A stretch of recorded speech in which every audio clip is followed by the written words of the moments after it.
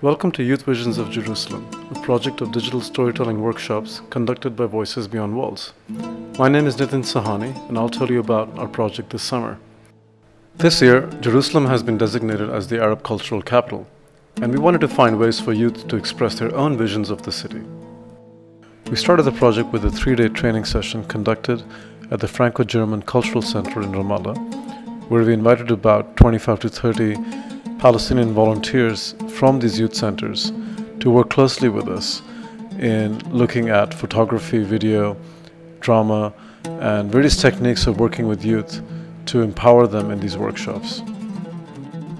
The volunteers would then train younger kids aged 10 to 16 in their own camps.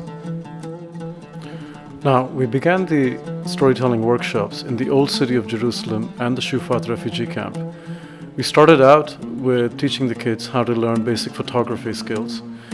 They would do this by framing shots of each other and also doing shots outdoors and learning to really understand how to create a visual aesthetic that they would later use in their films.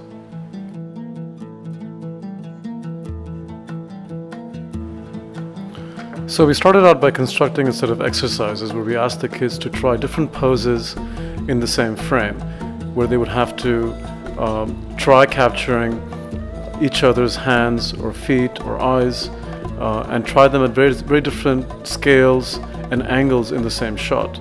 This was very interesting for them as they really got to understand different camera techniques as well as composition and framing in their shots.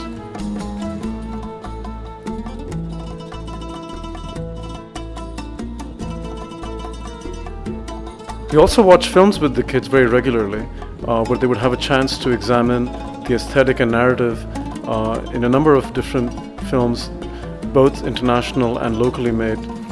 This was very important for them to discuss their own opinions of various shots in the film, as well as the editing and structure of these films.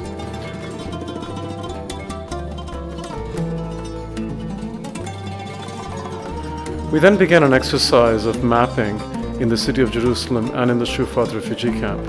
Here the kids had an opportunity to go around the city in small groups, take notes about their impressions of the city, and also photograph what they found were memorable moments and aspects of the city. The photographs the kids took were often surprising, but demonstrated what they found most interesting about their own neighborhood. They worked in small groups, taking turns using the camera to capture a visual narrative of the city. They wrote down their experiences as they explored their neighborhoods in new ways. Everyday people in the streets, and even inanimate objects like a fire hydrant, became characters in their imaginary narratives.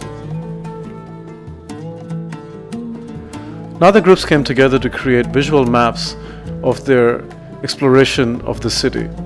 Each of these maps was quite unique and allowed them to show the places they had visited and moments they had experienced, and each of them was distinct from the other, so there were multiple perspectives that one could see as the kids had explored their own cities. The next day, the kids from Jerusalem had an opportunity to visit the Shufat refugee camp. Here they were able to conduct the same kind of mapping exercise with the kids who lived there and get a better understanding of the refugee camp through their own photography. For example, when we asked one of the kids to photograph open space in the camp, he took a picture of the sky. Here they got to visit the wall that separates the refugee camp from Jerusalem, but also got to see how kids live in the streets of the camp and the everyday reality of the camp as witnessed through the elders who lived there. The kids took many pictures of memorable things they found in the camp as they walked around in their groups throughout the day.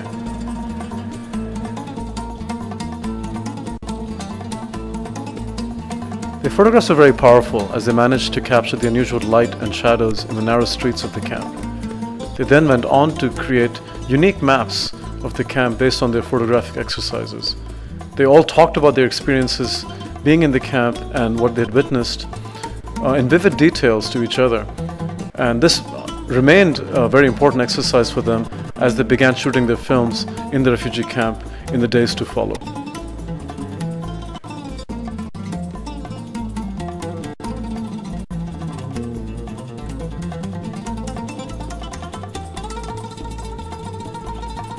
Having completed their mapping exercise in the old city and the refugee camp, the kids then went on to develop a photo montage from their experiences over the past few days. They read out stories to each other and then recorded them as part of their montage, which they edited on the computer and showed to everyone in their class.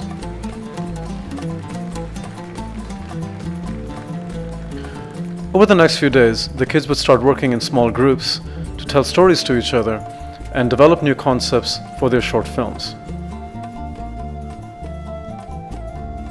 The kids would then try to construct new stories based on the experiences they had over the past few days, but also experiences of their own childhood growing up in the old city and the refugee camp. We tried various exercises in each of the storytelling groups to help the kids open up and imagine new narratives. For example, giving them index cards with different objects and characters they could use in their stories. But we also worked with them on physical exercises using movement and drama to better express themselves as they were developing their films. The kids then wrote scripts for each of their stories with detailed development of the plot, characters, and key locations they would shoot, and then began to create storyboards which would be used for their final films. Each of these storyboards was divided into multiple scenes showing the various aspects of their stories and the sequence of plot development in their final films. The kids created many different versions of their storyboards with various characters and narrative possibilities. This was very important as they were able to critique each other's ideas and provide constructive ways of developing new characters and stories that would be more plausible in a short film. After finalizing their stories, the kids were able to start practicing video for their films. Now they had an opportunity to use video cameras to try out different ways of shooting a scene. They were trained to use microphones and conduct mock interviews with each other, just as a way of practicing the shots they would do in their own films. They then went on to rehearse the scenes on location and try out new roles and costumes as they would work on their films.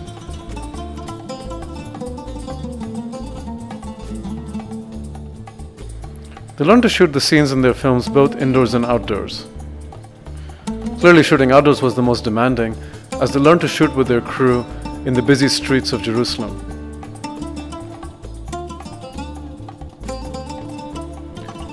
Each of the films had its own young director, who would learn to organize the shooting and the production set, as well as get everybody on board in terms of how to shoot the scene correctly.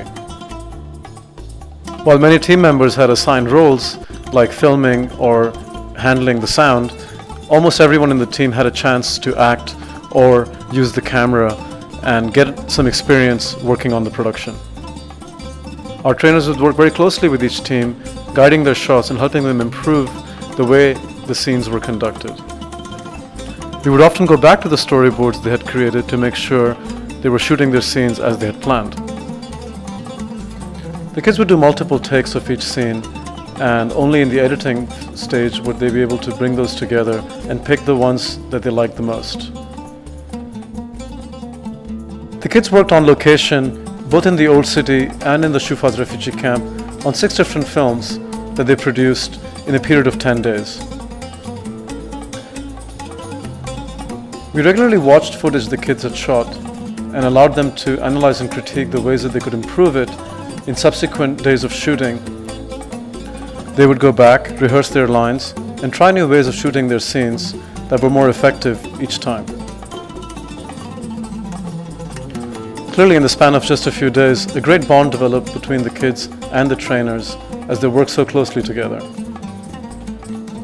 And they were able to talk about their city in new ways through the lens of a camera.